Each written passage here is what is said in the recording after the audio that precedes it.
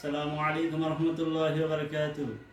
الحمد لله رب العالمين حمد الشاكرين والصلاة والسلام على رسوله الكريم وعلى آله وأصحابه أجمعين.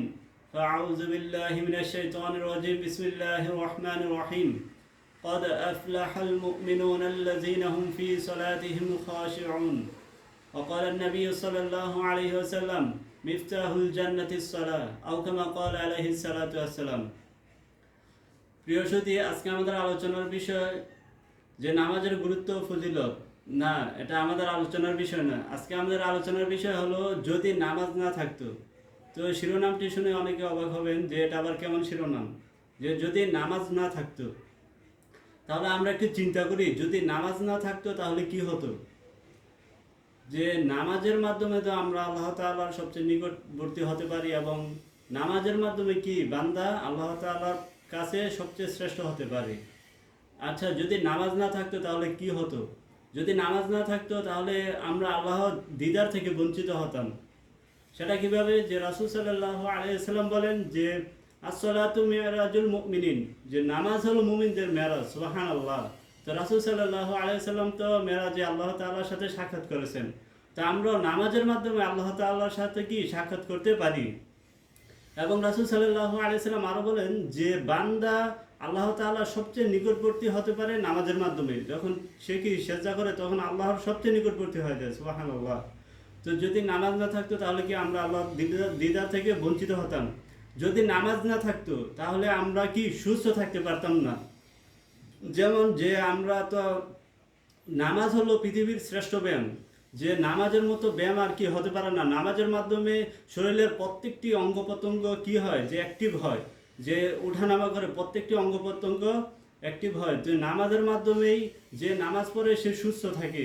আপনি দেখেন আশেপাশে, আপনি একটু খেয়াল করলে বুঝতে পারবেন, যারা নামাজ পড়ে তারা শারীরিকভাবেও সুস্থ থাকে, তারা মানসিকভাবেও সুস্থ থাকে, আলহামদুলিল্লাহ। আর যারা নামাজ পড়ে না, যাদের নামাজ নেই, যাদের রুটিনে নামাজ নেই, দেখেন তারা সবসময় মানসিক অশান্তিতে ভোগে।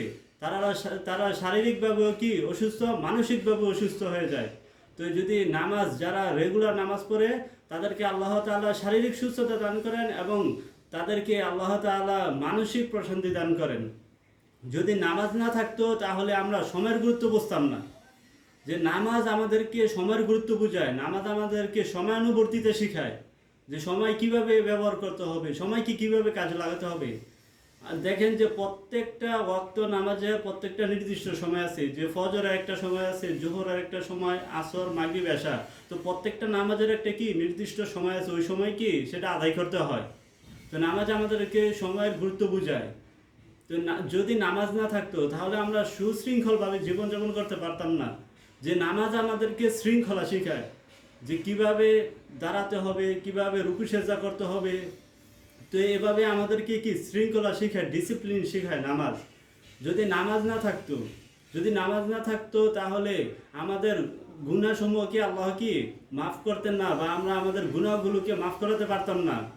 যে আল্লাহ তাআলা বলেন যে আমরা নামাজের মাধ্যমে আমরা কি গুনাহ থেকে বেঁচে থাকতে পারি। আল্লাহ তাআলা পবিত্র কোরআনে বলেন যে ইন্নাস সালাতা তানহা আনিল ফাহশাই ওয়াল মুনকার, যে নিশ্চয় নামাজ মানুষকে কি করে, অশ্লীল কাজ থেকে বিরত রাখে। সুবহানাল্লাহ।